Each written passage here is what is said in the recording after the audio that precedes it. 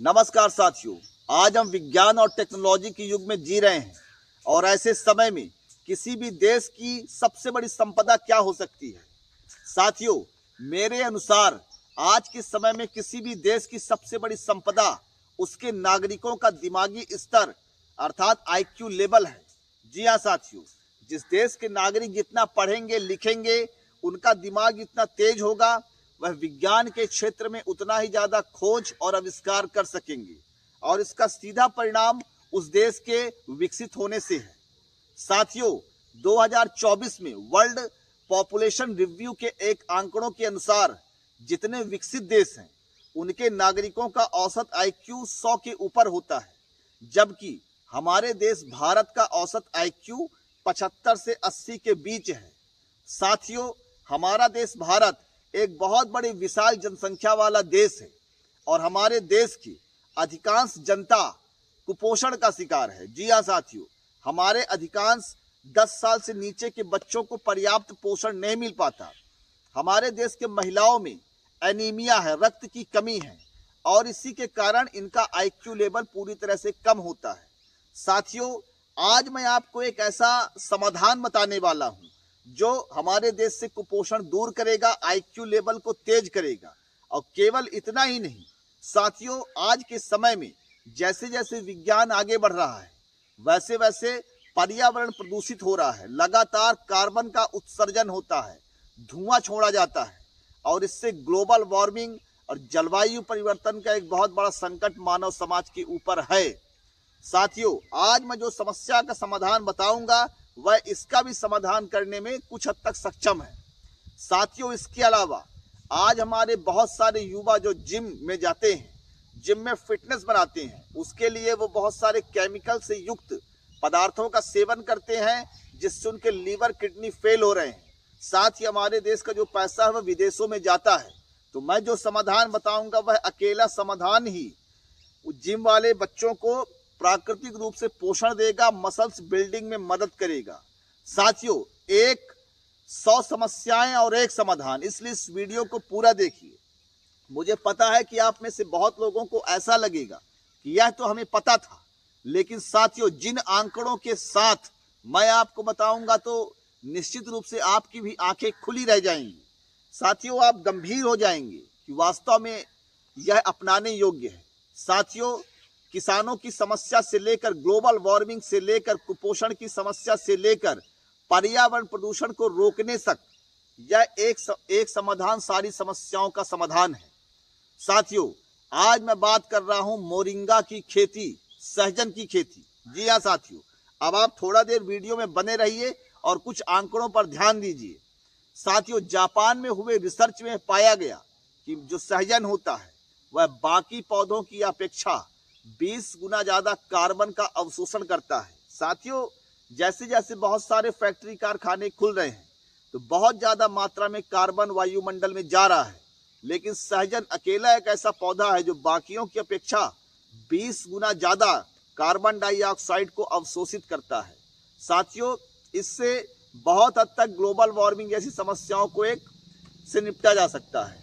इसके अलावा जो पोषण की बात करते हैं तो जो सहजन होता है साथियों, उसमें जबरदस्त पोषण होता है। छोटा मोटा होता तो मैं आपके सामने यह विषय रखता ही नहीं, लेकिन यह इतना ज्यादा लाभदायक है कि मैं आपको बताने के लिए उत्साहित हूं और आपको सुनना चाहिए। साथियों, हमारे देश में जो कुपोषण की समस्या है उसे निपटाने में अकेला सहजन अकेला पर्याप्त है। आप देखिएगा, सहजन में माने मुनगा में संतरा से 7 गुना ज्यादा विटामिन सी पाया जाता है। मतलब आप 7 संतरे खाइए और 2 चम्मच आप मुनगा का पत्ती खा लीजिए, साथियों बराबर है। गाजर से 10 गुना ज्यादा विटामिन ए है। दूध से 17 गुना ज्यादा कैल्शियम है। साथियों, छोटा मोटा नहीं है, 17 गुना ज्यादा कैल्शियम दूध से है। पोटेशियम केला से 15 गुना ज्यादा। साथियों ध्यान दीजिएगा, थोड़ा बहुत ज्यादा होता बात दूसरी थी, लेकिन यह कई गुना की बात चल रही है। सहजन अर्थात मुनगा में केला से 15 गुना ज्यादा पोटेशियम पाया जाता है। इसके अलावा पालक से 25 गुना ज्यादा आयरन होता है। साथियों, मैंने आपको बताया कि कि हमारे देश में एनीमिया, रक्त की कमी बहुत बड़ी आबादी को है। डॉक्टर कहता है पालक खाओ।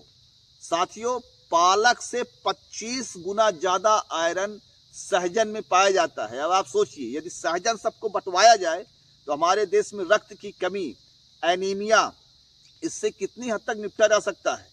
साथियों, इतना ही नहीं, जो बच्चे हमारे जिम में जाते हैं उन्हें प्रोटीन की बहुत ज़्यादा ज़रूरत होती है, तो उसके लिए क्या करते हैं, वो प्रोटीन सप्लीमेंट महंगे महंगे 5-5, 10-10 हज़ार रुपए के प्रोटीन सप्लीमेंट का यूज़ करते हैं। साथियों, मुनगे की जो पत्ती होती है उसमें 25 से 30% प्रोटीन पाया जाता है। साथियों, ये बहुत ज़्यादा मात्रा है प्रोटीन की, और बिल्कुल प्योर वनस्पति, प्योर प्राकृतिक, लीवर किडनी को कोई नुकसान नहीं। इसलिए जिम में जाने वाले बच्चों को भी पर्याप्त मात्रा में मुनगा की पत्ती का सेवन करना चाहिए। साथियों, मैं आपसे यह कहना चाहता हूं कि ऐसे छोटे छोटे बदलाव आपको आपके हेल्थ को बेनिफिट कर सकते हैं।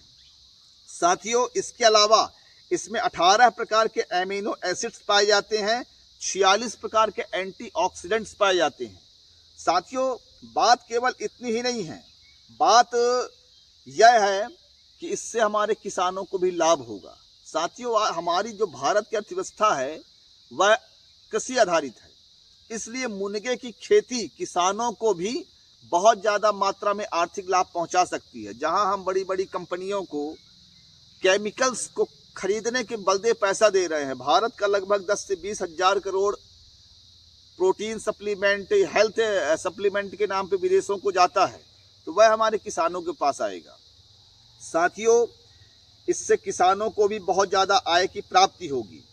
मेरा आपसे कहने का केवल यह मतलब है कि स्वास्थ्य, global warming, anaemia, IQ level को बढ़ाना, इन सब, और किसानों की आय को बढ़ाना, इन सब का केवल एक समाधान है, मोरिंगा की खेती।